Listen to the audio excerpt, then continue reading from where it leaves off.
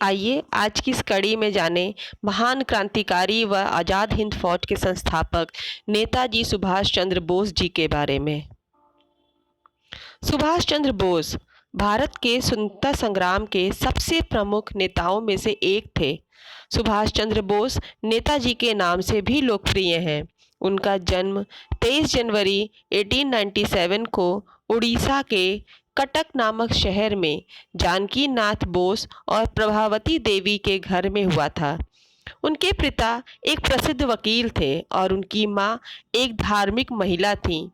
वे 14 भाई थे और उनका स्थान 9वां था। वह अपने बचपन से ही एक प्रतिभाशाली छात्र थे और कलकत्ता से मैट्रिक की परीक्षा पास कर पूरे प्रदेश में उन्होंने प्रथम स्थान हासिल किया।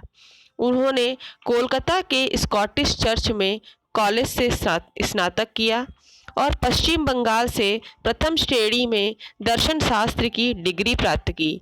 स्वामी विवेकानंद जी की शिक्षाओं से प्रभावित होकर वह छात्रावस्था से ही अपने देशभक्ति उत्साह के लिए जाने जाते थे। वह अपने माता पिता की इच्छा पूरी करते हुए भारतीय नागरिक सेवा में नियुक्त होने के लिए इंग्लैंड चले गए। सुभाष चंद्र बोस जी ने 1920 में प्रतियोगी परीक्षा के लिए आवेदन किया और योग्यता के अनुसार उन्हें चौथा स्थान मिला। पंजाब में जलियांवाला बाग हत्याकांड को गंभीरतापूर्वक सुनकर सुभाष चंद्र बोस ने अपनी सिविल सर्विसेज की शिक्षा बीच में ही छोड़ दिया और फिर वो वापस भारत लौट आए। भारत लौटने के बाद सुभाष चंद्र बोस महात्मा गांधी के विचारों से प्रभावित हुए।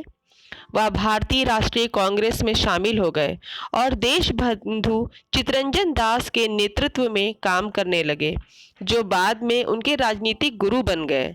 उन्होंने मोतीलाल नेहरू समिति के मार्गदर्शन में कांग्रेस द्वारा घोषित भारत के डोमिनियन स्टेट्स का विरोध भी किया। सुभाष चंद्र बोस पूर्ण रूप से आज़ादी के पक्ष में समर्पित थे और इसके अतिरिक्त वह कुछ भी नहीं सुनना चाहते थे। 1930 में सविनय अवज्ञा आंदोलन यानी सिविल डिसोबीडियंस मूवमेंट के दौरान उन्हें जेल भेज दिया गया और 1931 में गांधी इरविन समझौते पर हस्ताक्षर करने के बाद उन्हें रिहा किया गया। सुभाष चंद्र बोस को भारत से यूरोप में निर्वासित किया गया था।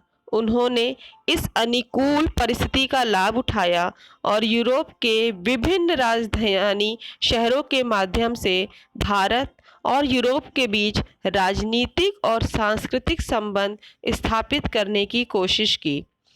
सुभाष चंद्र बोस भारत में अपनी प्रविष्टि पर प्रतिबंध की परवाह किए बिना ही भारत वापस आ गए, जिस कारण उन्हें गिरफ्तार करके 1 साल के लिए जेल भेज दिया गया।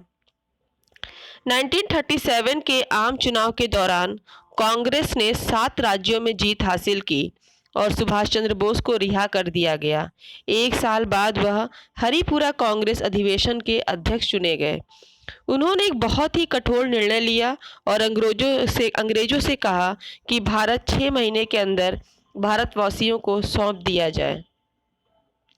सुभाष चंद्र बोस के कठिन निर्णय के बाद लोग विरोध करने लगे।